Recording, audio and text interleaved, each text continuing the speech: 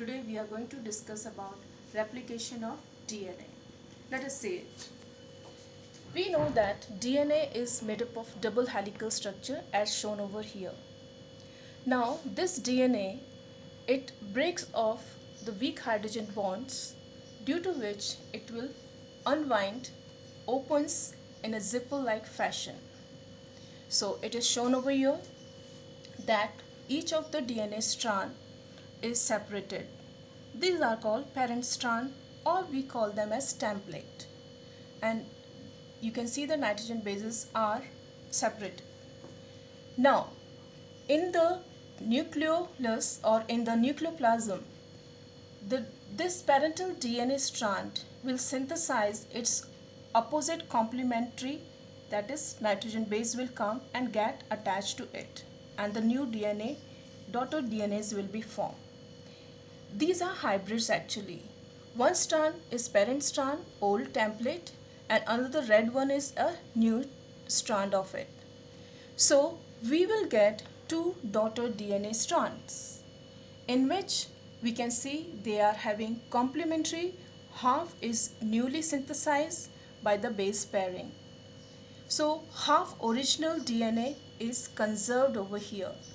Such type of a DNA formed is called semi-conservative mode of replication. Now this was to be proved. So Michelson and Stahl, they did an experiment to prove DNA replication is a semi-conservative. So they have taken bacteria E. coli and allowed to grow in radioisotope N15 medium. When this DNA, which is shown in a black, was allowed to grow, it has taken up N15, and now this particular DNA strand is having N15 radioisotope. This was now grown in a new medium containing N14 radioisotope. This was allowed to grow for 20 minutes, and the first generation, which was, it was having both the radioisotopes 14 as well as 15. That is, 15 is a parental strand and 14 is a new strand. They were called as hybrids. These hybrids were allowed to grow again in the same medium and 14 radioisotope for 40 minutes, and we got the second generation. You know that both the strands separate, that is blue and red, and they will develop the daughter strands. This will also separate in red and blue, and they will also develop the daughter strand. So here we got the 4 results, in which 2 were the hybrids and 2 were the 14 radioisotopes. Now to check this, the density gradient test was done. In a test tube, in this solution, this DNA was seen at the bottom because it was heavy. Hybrids were in the medium, that is in the middle of the test tube, and here you can see clearly, you can see the light ones on the top, the hybrids in the middle, and the parental were on the bottom. This Michelson and Stahl's experiment proved that DNA replicates by semi-conservative way. So please see that this question is important. Now, another question is, explain the mechanism of DNA replication. Here you can see the DNA is double helical structure. How it will open? So every DNA is having initiation point, or we can say origin of replication, or we can say ori C. At this point, now there are 3 proteins, DNA A, DNA B and DNA C. These proteins are necessary to initiate the fork or replication of the DNA. So what will happen here? DNA A will come here and bind it, due to which the DNA becomes inactive or denatured. After that, DNA B and DNA C, they are brought by helicase enzymes. They will unwind DNA, that is, it will open bidirectionally and create 2 replication fork in this way. So here we have seen that helicase enzyme breaks the weak hydrogen bonds, due to which the two strands are separated. As they are broken and they open, the tension will be created. So to release this tension, topoisomerase 1 and 2, they will release the tension so that this fork remains open. Now, these are the two strands here. We know that it will open from 5' to 3', and other will open from 5' to 3' to 5'.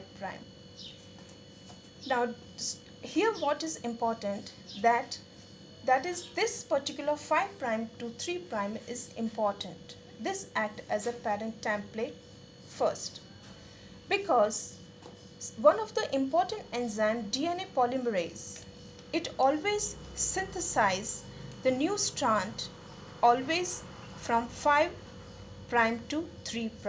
So remember, the new strand is synthesized always in the direction of 5' to 3'.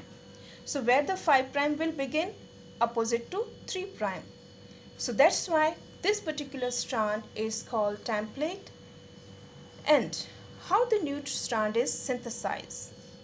In the beginning, one of the enzyme called primase, it brings RNA primer and arrange at the starting point over here. You can see the red one. What is RNA primer? It is a short strand, RNA strand, on which this DNA polymerase, you can see the blue one, will initiate the synthesis of new DNA strand. So now this RNA polymerase will bring the nucleotides and arrange in front of each nitrogen base and form a new strand. This particular phenomena is called polymerization, that is formation of new DNA chain on RNA primer. This is helped by the energy that is given by DATP, which is deoxyribonucleoside triphosphate. Now this particular strand on which new strand is formed is called leading strand. This leading strand is continuous and is very fast. Now let us see another side of it. This strand is having 3' to 5', and we know the new strand is always formed from 5 to 3. From here it is not possible 5 to 3 because opposite is 5. So definitely in this particular strand it will start from opposite direction, that is of 3'.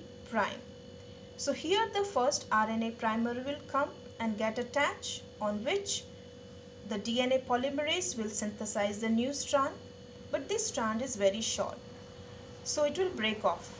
Another RNA primer will come and get attached. Again the small strand will be formed. This type of formation of new strand was discovered by Okazaki scientists. So these type of small strands are called Okazaki fragments. Now these gaps which are left out, they are filled by one of the enzyme called DNA ligase. This will bring the opposite nitrogen base of the gap and fill it, and the whole new strand will be ready. Now we know there can be some mistakes while attaching the nucleotides. So proofreading and DNA repair is done again by the DNA polymerase enzyme, and this is how the new strands are ready. That's all.